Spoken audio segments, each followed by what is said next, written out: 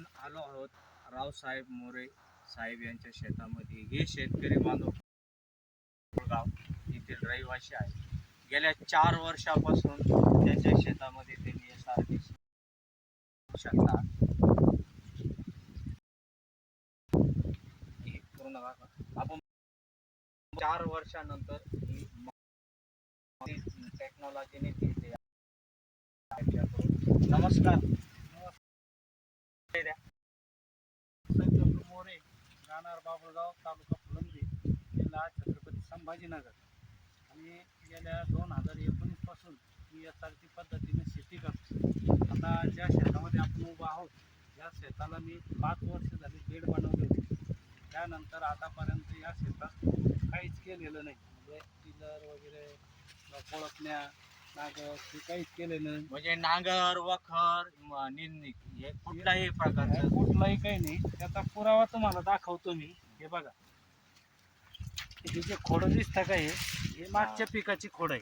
अच्छा. इथून तिथून तुम्हाला हे पूर्ण शेतात, म्हणजे जर आपण हे खोडं दिसले ना, दुसरी गोष्ट आता आपण ते नाही उकरलं तर गांडूळच गांडूळ झालेलं आहे. पूर्ण हे गांडूळाची विष्ठा आहे.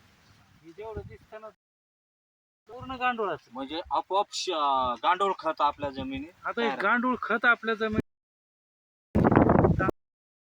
टाकायची गरज आहे. प्रश्न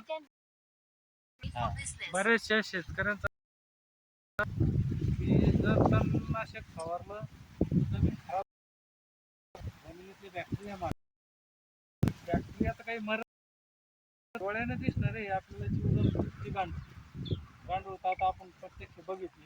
जिवंत गांडूळ. अशी तुम्ही ह्या सरीनं काय कुठल्या सरीनं तुम्ही ॲक्टिव्ह घेतले ना तर खूपच. कारण त्याचं की ह्या पिकाची औषध आपण इथंच ठेवतो, पुढे तसंच राहू देतो.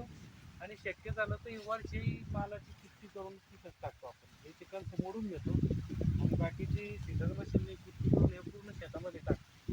त्यामुळे काय होतं की त्यांना खाद्य मिळतं. आता मार्केटमधून आपण बॅक्टेरिया असतो, त्या बॅक्टेरिया सोडतो जमिनीमध्ये कशासाठी, पांढऱ्यामुळं वाढवा, पीक चांगलं यावं. तर त्या बॅक्टेरियाला खायला तिथं काही पाहिजे ना. म्हणजे पेस्टिसाइड दुकानदार आपल्या शेतकऱ्यांवर टपूनच असतात. हे तर मग ते आपली शेती आपणच करत नाही. खास आता तुम्ही आठवण काढली म्हणून ध्यान आलं मला. आपली शेती आपण करत नाही. माझं वय 57 वर्ष आहे. आता या 5-7 वर्षात मी दुकानदाराला विचारतो. 50 वर्ष मी वय असताना दुकानदाराकडे जायचो. मका टाकली, कुठलं बी घ्यायचं, बी घेऊ. म्हणजे मला हे माहिती त्यांच्या पद्धतीनं आपली शेती त्यांना करू द्यायची. आळाई आली आपण सांगितली ती आळाई आली काय घेऊ. आता देणार, बुरशीनाशक देणार आणि आणखी एक पोषक म्हणून म्हणजे 3 बाटल्या घ्यायलाच लावणार. ते घ्यायलाच लावणार. एक चांगली राहील, बाकीचे सगळे बंडलच राहील.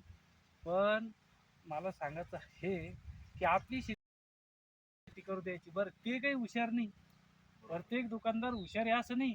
ते काय प्रॅक्टिकली असं काही नाही. त्यांच्याकडे 8वी-10वीचे मुलं नोकरीला, त्यांना काय माहिती. पण ते त्यांनी एक लिस्ट करून देईल राहते. कंपनीवाली येत्या सांगते हे आळाईला चालतं, हे ह्या बॅक्टेरिया आहे, ह्या त्या बॅक्टेरिया आहे. ते आपले आले शेतकरी गेले की आता तुमच्याकडे काय सांगतात. बरं, हे आपण 5 वर्षापासून सुरू केलं, 4 वर्षापासून. तर सुरुवातीला कोणतं पीक घेतलं? सुरुवातीला टमाटो यायचे. चला असं जा म्हणजे SRT पद्धतीने टमाटर यासारखी पद्धतीनं नव्हतं. टमाटर जे होता ना तो बेडवर होता. पण त्याला रेट न मिळाल्यामुळे ना 2-3 पिकं टमाट्याचे लगट घेतले. आणि मग ते फेल गेल्यामुळं ते पडीत ठेवलं मी. आणि त्यानंतर मग मका घेतली मी. त्या टोमॅटोच्या शेतात मका घेतली. तिला काहीच केलं नाही, फक्त तणनाशक मारलं. तणनाशक मारल्याच्या नंतर असं पिवळं झालं.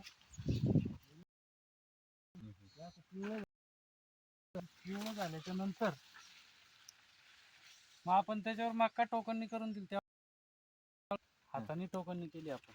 अच्छा, हाताने 2 जणांनी. रोडवर असले जाणारे भरपूर हे करायचे. कारण तो पोल दिसतो का, हं. याचा एक व्हिडिओ तुम्हाला दाखवतो मी मागचा. अच्छा. हे गेल्यावर तुम्हाला व्हिडिओ दाखवतो. त्या तानामध्ये दिसत तुम्ही जर ग्रुपला पण मग तुमचं सुरुवातीला टिंगल टवाळी होत असेल. मग ते तर साहजिकच आहे ना, कारण आपली शेती आपलं जे उत्पन्न हे याची फिकीर आपल्यापेक्षा आपले नातेवाईक यांना जास्त फिकीर आपली. जास्त कशाची पिकल का नाही आता काय काय होणार म्हणजे जास्त राहते. त्याच्यामुळे ते आता हे पूर्ण जेवढी दिसते ना आपल्या गांडूळाची ऊस. आणि एवढी जी असल्यामुळे ह्या शेतीला इथं जो कर्ब आहे हा सेंद्रिय कर्ब 1% वर झालेला आहे. 1% वर झालं. 1% वर. हो का सेंद्रिय कर्ब किती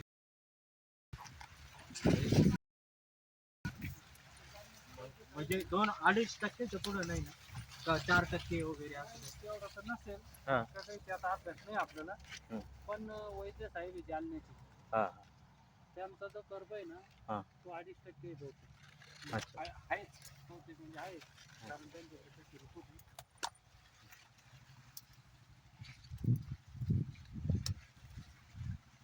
आणि आपलं 1.8%. मग आता हे उत्पन्न तुम्ही जे पूर्वी उत्पन्न घेत होते, साधारणतः मका घेतली, तर 1 एकरी किती मका व्हायची तुमची? माझी पूर्वी व्हायची 25-30. आता नाही होती 50-50. 50+? हा. म्हणजे दुपटीने उत्पन्नामध्ये फरक पडला. हॅलो